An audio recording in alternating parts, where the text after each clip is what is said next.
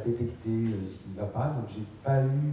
Enfin, c'est-à-dire que à la fois, effectivement, le problème de légitimité, moi je l'ai eu une fois que j'ai fait mon premier long métrage, parce que je ne l'avais même pas encore avec le cours, une fois que je l'ai fait, j'avais du mal à dire dans la vie que je fais quoi, bah, je suis comédien, bah, t'es réalisateur aussi. Oui, enfin, j'ai fait un court métrage. C'était difficile à intégrer pour moi. Mais par contre, sur le plateau, je ne me la pose pas, la question de la légitimité, puisque en fait, finalement, moi je suis là, je connais l'histoire, c'est moi qui l'ai écrite, j'ai choisi les acteurs, et je les dirige, j'ai les décors, et tout mon travail. Donc j'ai pas de pouvoir à prouver. Quelquefois, quand j'ai des doutes, je peux demander à quelqu'un de mon équipe qui va ou me conforter dans mes choix, mais non, il n'y a pas de... Enfin, sur le plateau, il ne faut pas se sentir illégitime. On peut se sentir en dehors, mais sur le plateau, non. Les acteurs ont besoin que le réalisateur se sente légitime. Quand on vient du théâtre, est-ce que c'est pas difficile de passer d'un monde de la troupe à un monde de l'équipe? Non, c'est une troupe aussi. C'est aussi une autre troupe. Oui. C'est des techniques différentes, mais c'est un métier qui quand même est collectif. Donc après, il se souvent sur une durée moins longue. Sur une durée moins longue, mais qui du coup est plus intense. Moi, je trouve qu'une fin de tournage est beaucoup plus émouvante qu'une fin d'exploitation de spectacle qu'on a joué 300 fois. Même si on est triste, on a quand même eu le temps de vivre tous ensemble, alors qu'une équipe de tournage, c'est vrai que c'est assez resserré. Mais il y a... Je ne vois aucune différence entre les deux. D'ailleurs, pourquoi j'ai aussi décidé de regarder tous les techniciens du cours pour le long. C'est important de... Pas parce que j'allais faire un long que j'allais prendre des pointures, non, j'ai gardé vraiment les mêmes. Est-ce qu'une des grandeurs d'un acteur qui devient réalisateur, c'est pas de faire sortir des choses d'un acteur dont on savait qu'il pouvait les faire, mais que les réalisateurs ne les sentaient pas capables? Moi, j'ai jamais vu Vincent Elbaz aussi génial que dans Il a été. Non, c'est un acteur. Mais je vais d'abord répondre rapidement, je fais rapide. Le temps, très important le temps. Parce que c'est le temps, parfois, qui décide. T'as beau avoir le meilleur conseiller, souvent le mec il arrive, on n'a plus le temps là, on est en train de perdre la lumière, ou bien, vous voyez, parce que vous faites un certain nombre de prises. Il y a des gens qui ont de l'argent pour faire des films, ils ont beaucoup de temps, beaucoup d'argent. Donc ils vont faire, vous avez entendu parler de, comment il s'appelle, la Gradée de Mulet, Kishish. Lui il fait 1000 prises. Donc sur 1000 prises, il y en a forcément une bonne, une qui l'intéresse, etc. Je résume, c'est une façon de voir les choses. Et puis, tu as des réalisateurs, au bout de 2 prises, ils ont ce qu'ils veulent. Après, ça dépend du nombre de caméras aussi. Tu peux avoir 3 caméras sur un plan, et puis, voilà, tu vas te débrouiller. Maintenant, moi, je sais que, rapidement, on sent si elle est bonne ou elle n'est pas bonne. C'est pas tant, c'est parce que tu peux avoir 2 intentions. Et, une fois de plus, soyez malin. Tournez les 2. Tu comprends ce que je veux te dire? Moi, combien de fois je me suis retrouvé en montage avec 10 prises, les 10 mêmes, et c'est la 10e, bah oui, sur le tournage, tu as tourné 10 fois la même chose, et au montage, bah oui, tu fais, prends la dernière, et maintenant je me dis, ben non, tu fais 1, 2, 3, 4, 5 prises, ça marche pas, pourquoi ça marche pas? Tiens, si on essayait autre chose, ok, on essaye autre chose, on garde ça dans la boîte, et puis, comme ça, quand je suis au montage, j'ai cette possibilité-là, et j'ai cette possibilité-là. Le tournage, c'est me donner la possibilité au montage de faire des choses.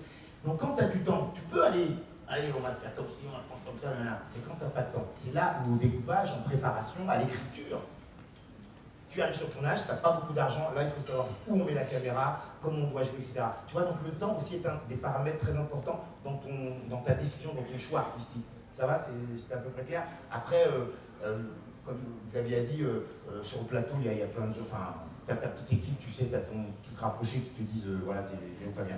Après, le devant-derrière, si vous pouvez éviter de faire ça, évitez.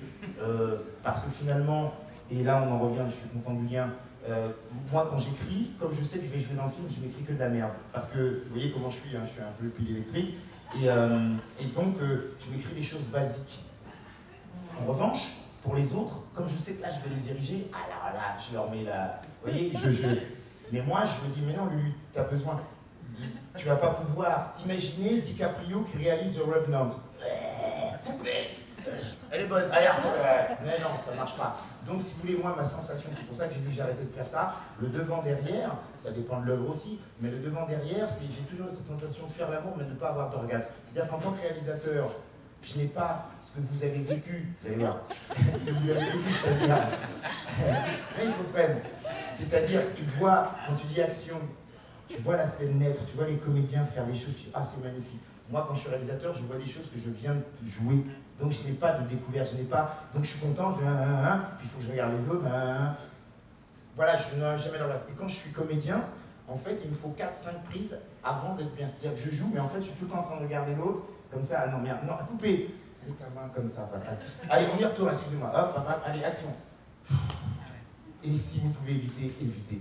Devant derrière. Ou alors, vous mettez un rôle neutre, enfin, un petit truc comme ça. Quoi. Voilà, oui, j'ai répondu. Et Vincent, c'est ce qu'on disait tout à l'heure, un de mes kiffs aussi, justement, c'est que. Ils sont souvent surpris, les comédiens, je leur dis tu vas jouer un film, tout ça. Et puis moi, effectivement, je fais beaucoup de théâtre, j'aime le travail sur les personnages. Et mon but, mon kiff, c'est de les amener là où ils n'ont jamais été. Voilà, donc c'est un vrai plaisir ça. Voilà. Pardon. Est-ce que je peux rebondir là-dessus par rapport à du coup, le fait que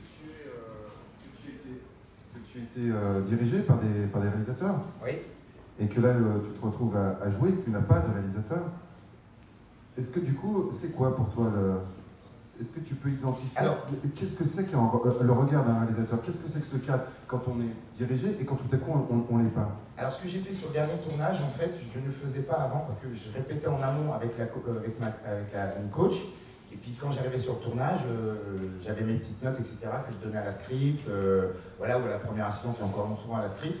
Mais maintenant, comme c'était une série d'animation, c'était très difficile, j'ai demandé à ma coach d'être là en permanence et de s'occuper uniquement de moi. Parce que moi, je me laissais toujours un peu à l'abandon. Après, je voyais les films, dès que j'apparaissais, je faisais comme ça.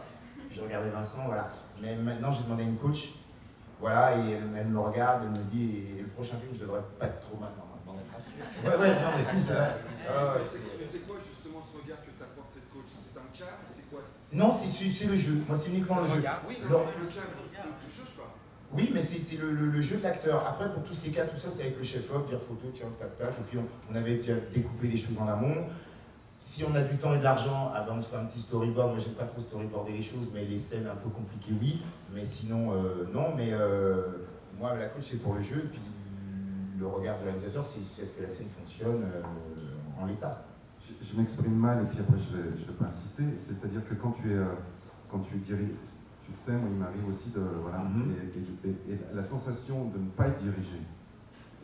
Parce que tu es en train de jouer, tu n'as pas de réalisateur, tu n'as pas quelqu'un qui te dirige, qui te met un cadre, c'est pas un cadre. Et du coup, ce que je voulais savoir, toi, Alors, du coup, ça permet de voir ce que c'est que finalement, quand il y a une absence, ce que c'est que le regard d'un directeur d'acteur, d'un réalisateur. Je ne sais pas si je suis clair. Si, à peu près, mais si tu veux, comme je suis devant derrière, ce qu'on disait, c'est tout ce travail de préparation en amont, de répétition qui déjà élimine un certain nombre de problèmes. Et puis après, une fois de plus, on a parlé du Congo, une fois que la scène est finie, je me mets au Congo et je regarde ma scène. Et là, j'ai la position du réalisateur, mais d'un réalisateur un peu frustré, parce que ce que je viens de voir, je l'ai déjà joué. Voilà. Bon, et puis on en parle, tu m'appelles. D'autres questions?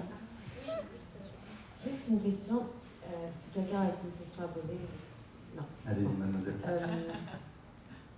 Justement, le fait d'être passé réalisateur, réalisatrice, est-ce que ça vous a apaisé en tant qu'acteur sur un autre tournage où vous n'étiez pas réalisateur, réalisatrice?